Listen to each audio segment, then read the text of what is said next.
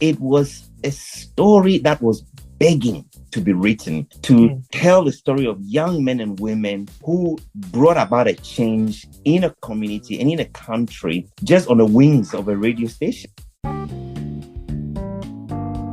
In 1995, Joy FM, a radio station in Ghana's capital Accra, which is where I cut my teeth in journalism, became the first private station to be licensed to broadcast in the country.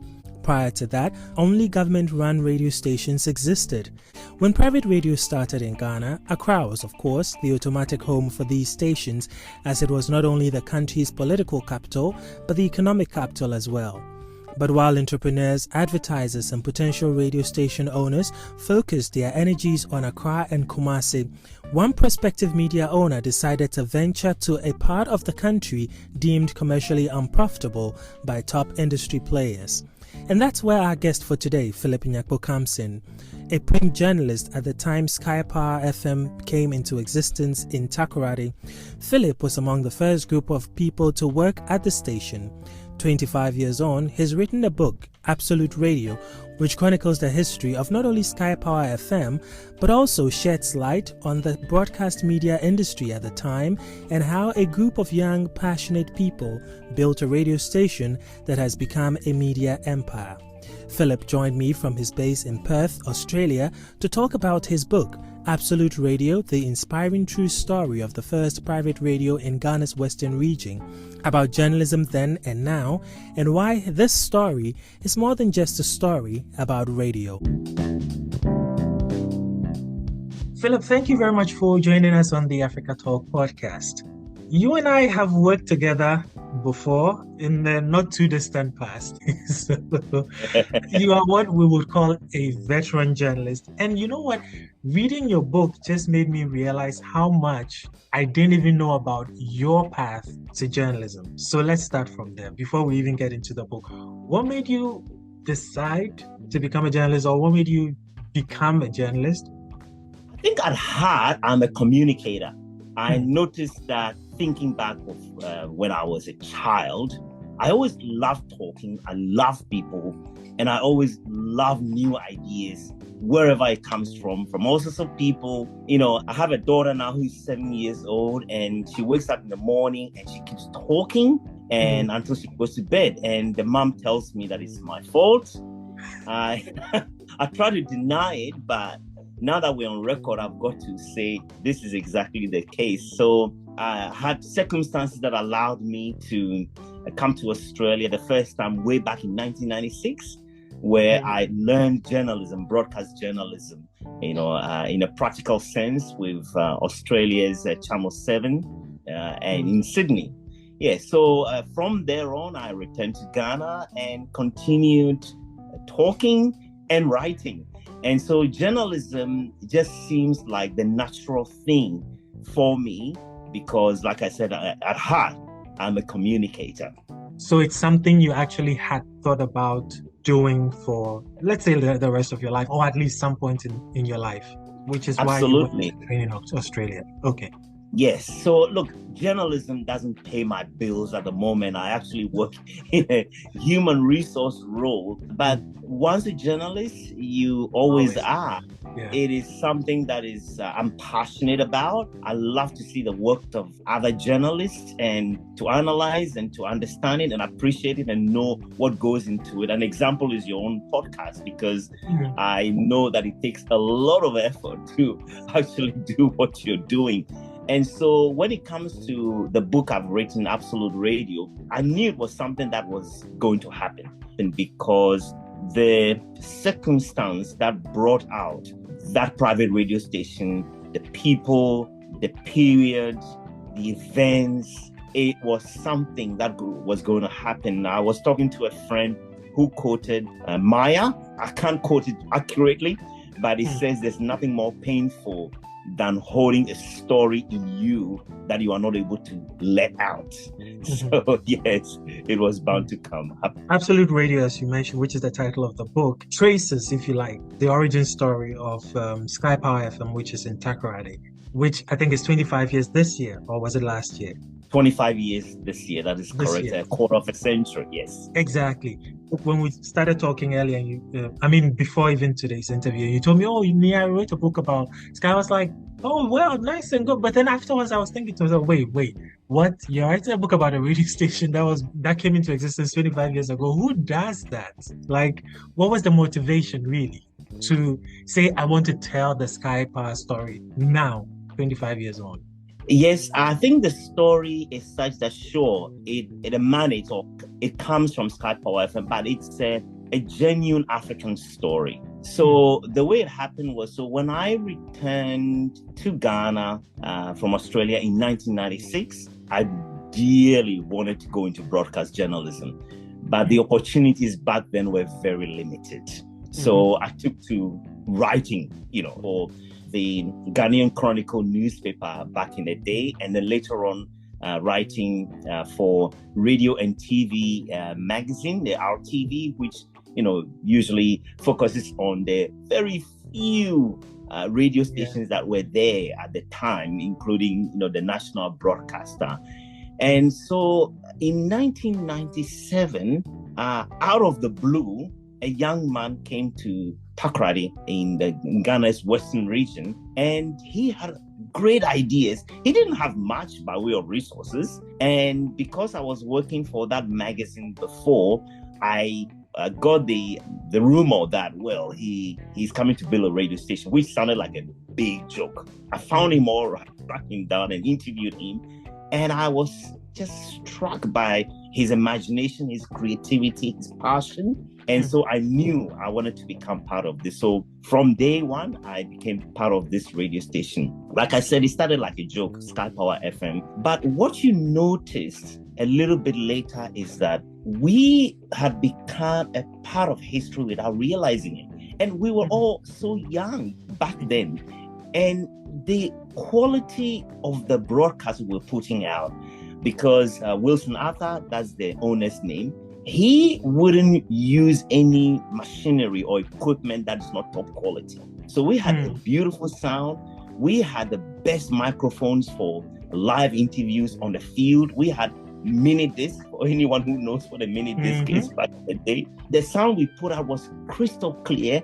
And secondly, Takoradi being a twin city, not too big a city, not small either, but it meant that we became extremely well known, very popular, but without realizing that we were stars. We were just having so much fun. And so years and years later, many of these ones that I worked with became the stars on radio and TV across Ghana. And many of them now live in different parts of the world. In fact, I interviewed more than 70 of them in order to write the story. So you just realize that it was a story that was begging to be written, to tell the story of young men and women who brought about a change in a community and in a country just on the wings of a radio station. And that was what motivated me. But additionally too, when my son was 6 years old, we went back to Ghana from Australia, and he inspired me. My son back in 2017 was asking questions of me when we went back to Ghana for a visit. Like, how was your life when you were working as a journalist in Ghana? And what made you want to become a journalist? And when you told difficult stories, as a journalist, why didn't you cry? How were you able to remain tough? Because I actually told him the story about the stadium disaster in Accra in 2001, where 126 people died. And so he followed up asking me, why is it that didn't make me cry? And so I thought, I've got to write something about what I was involved in as a professional journalist in broadcasting, private broadcasting, so that when he grows, he will be able to understand where I come from, the people I worked with, and how they're all scattered around the world, and how they made something of themselves out of nothing. But one thing also that I picked up on in reading the book is that, as you said, it's an African story. But it's not also just an African story. It's a story about African entrepreneurship, because Wilson Arthur, as you wrote in the book, took a chance on Takoradi when more established people in the media had already written it off as an area that is not profitable for radio. But he went in, and 25 years on, he has a media empire that is still alive and kicking. And that is how I decided to start the story. And the main character in chapter 1 is a man called Papa Usankuma, who is currently Ghana's High Commissioner to the United Kingdom. He, in 1997, became a new member of parliament representing a portion of Secondary Takoradi. And he apparently had the idea for a private radio station, went to the first private radio station in Ghana, Joy FM. The owner spoke to Kwesi Chum, who is the owner, and Kwesi Chum said, they've already done their feasibility studies. It's not financially feasible. It's not going to work. But within months, young Wilson Arthur came like a joke to start a small revolution that spread countrywide through the human resources that were eventually produced. And yes, it is a story of entrepreneurship. It's a story of a spirit that says it is possible, it is doable, even when the evidence is contrary. Exactly. And also you speak a lot about how Sky FM is a family, or was a family when it started. And like, as I've started this interview with you by saying, I didn't even know what made you become a journalist. I didn't know the background for some of the people I've even worked with that came from Sky, like Atokwa Nadazi, like a lawyer Monday. I only knew they had a connection somewhere in the Western region with Sky, but I didn't know what the build-up was for them to even get into Sky. Someone like Kojo Frimpong was one of the arguably the best sports guys in Ghana's media.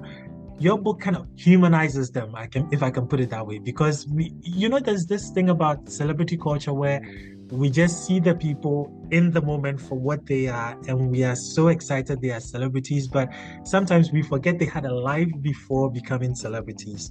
And I think if there's one thing your book has succeeded in doing very well, it is to bring us that backstory, to peel the curtain off for us to see that, oh yeah, this was someone who, had absolutely no idea what he wanted to do with his life, and a chance encounter or a recommendation changed their life for the better. It's a good way to put it, Nii. And I think that is the impression I felt, that I lived, that I experienced. Right in front of my eyes, I see these young men and women growing to become men and women. When I interviewed Kojo Frimpong for the book, one of the things, first of all, obviously I had to explain to him what I was doing. And then when I shot the first question at him, he paused. And then he said, Philip, you know what? Now that you asked me this question, I can see that my whole life's trajectory started in this way. And I felt like, yes, that's an affirmation of what I was thinking or what I was feeling. And, probably there's nothing more beautiful in life than seeing the transformation of people from knowing them this way. And then you see just how much they learn over the years, and how they grow, and all the different things they are able to move on to do. And I think it also speaks to Africa as a culture where, sure, we are a people who love people in our culture, in our lives, but we're not good in telling our stories. We're not good in recording it. We're not good in bringing out the spirit that make people what they are. And they are often stories that may be very simple, but truly inspiring, And as you said of Kojo Frimpong as an example, with Aloy Amade, with Kwame Jokoto, with Kwame Edumante, with Kwame Nadazi, and I could go on and on. And I think too that one of the reasons that made me be able to feel the story within me is the fact that I felt myself thrown so far away from Ghana after being a part of these small revolution. I live in Perth, Australia. And then if you look on the map, it's like another planet. And sometimes I wake up thinking, did this actually happen? Because at some point it begins to feel like a dream or something I am making up, And so the urge to tell the story while it is more easily tellable because over time we forget, you know. And look, I can share with you so many experiences about interviewing all these 70 different people for the book, and how, you know, our memories can be very fickle, even though we experience something together. Because that's one thing I was impressed by, that you could remember certain things, your interviewees could remember certain things that even I do not remember. Like when you mentioned one of the toothpastes that sponsored the show, and you could even tell the company that produced. I was like, how on earth does he know all this? And I don't even remember half of that. Yeah, and I think it underscores the importance of recording our stories, the importance of owning our stories, because over time it fades, and then nobody knows what is true. And sadly, we also die as people from that time. And so there are 4 of my colleagues that died during a 25-year period, and whom I was privileged to dedicate a book to their memory. In fact, one of those colleagues, Samuel Ansah, very smart, affable man, I was writing his chapter in December 2021, and I needed to get back to him to ask him a few questions to confirm. For a few days I couldn't get him, only to hear that he passed away, and had to speak to the wife later on. And it brought home to me the importance of seizing the day, seizing the time, and owning our stories before they disappear. I think it also probably has to do with our history of oral passage of stories, where we'd rather tell the story to people and hope that it lives on that way instead of having them written. But you self-published this book. So why self-publish? Why not go through the traditional publication path? I wish it was easy to do so. You know, the best answer I can give is this. Which one would you choose? Going back in the past, in an African village where I lived as a child, where I remember when you have to call New York or London or anywhere outside the world, you have to go to the post office and book 3 days in advance in order to be able to make that call? Or would you rather have your mobile phone and be able to call anybody anywhere at any time? Boy, we say there is freedom of expression, freedom of speech, and we have the technology. Man, I say everyone go publish. Having said that, sure, it's got to be something that is very good, you know, quality. We should insist on quality. We don't want to open the gate so much that there's just junk information. So this book, I spent more than 2 years on it, and I really wanted to make it as good a book as possible. In 20 years, when I look back and see this book, I want to be proud of it and not feel like, well, I hurried and just put out something that's terrible. The power is now in the hands of the individual. As long as you're ready to learn, research, get the technology right, which is what I did for a period of time, which is why I was able to self-publish. And as you know, the book is on every store you can think of. And there's no difference between my self-published book and, you know, if I had given it to a traditional publisher. Probably the only difference is that, you know, I have to do my own marketing, which is why I'm happy to talk about a book with you this way, because somebody else somewhere will then hear about a book as a result of this interview and think, well, let me try it and see if it's worth what it is claimed to be. And you did an audio version of it as well, where you read a book from cover to cover. As if the self-publishing stress wasn't enough, why take on this extra responsibility? Or you miss your radio days so much that you just wanted to read again? Do you know what? I've almost forgotten that I've done the audiobook, which I was very proud to read myself. There's an aspect of the book that is also quite personal and emotional, even though the book is not about me at all. You wouldn't actually get my personal story in the book. You would find me going in and out of every single chapter, but you wouldn't have a complete and total idea about me. I don't have my story in the book. And I thought the least I can do with a book that I labored on myself is to take the time and read it in my own voice. All nearly 13 hours of audio. You know, it wasn't easy.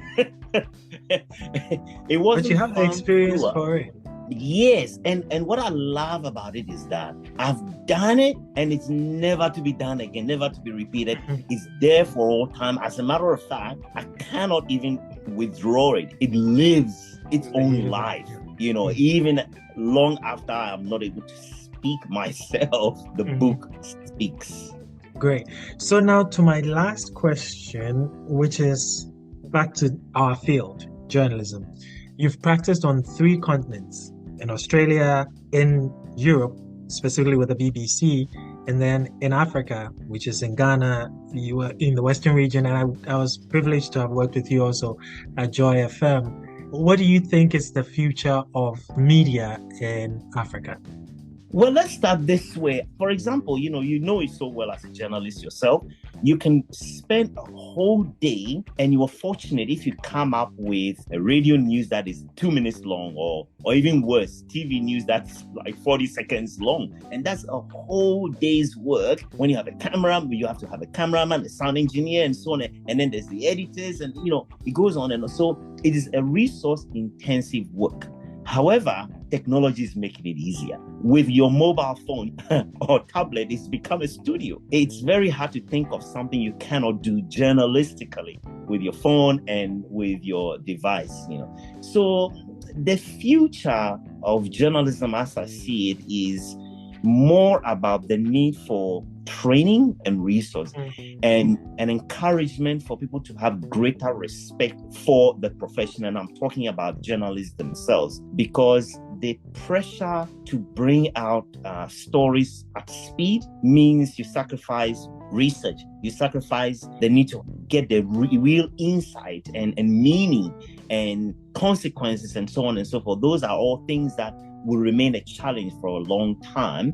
But the future also includes the fact that the power of journalism is in the hands of the individual. And over time, the bad ones will be kicked out, and the good ones will remain. Good journalists never think they know anything, because good journalists know that they don't know. It's other people who know. So those are the ones you talk to get the facts, the stories, the meaning, the context, and so on and so forth. Well said. Thank you very much, Phillip, for joining us on the show today. My pleasure. And I just want to thank you very much for your time, and to talk a little bit about this book and also journalism, and to catch up with you as an old friend from Joy FM in Accra. It's wonderful, and I appreciate it very much. I appreciate your time also. Thank you. Well, I hope you enjoyed the conversation. And if you want to get a copy of Phillip's book, Absolute Radio, as we said, it's available online and in all bookstores. And as you probably remember from the conversation, there's also an audiobook which is available. You can get one on Audible if you have an Audible account.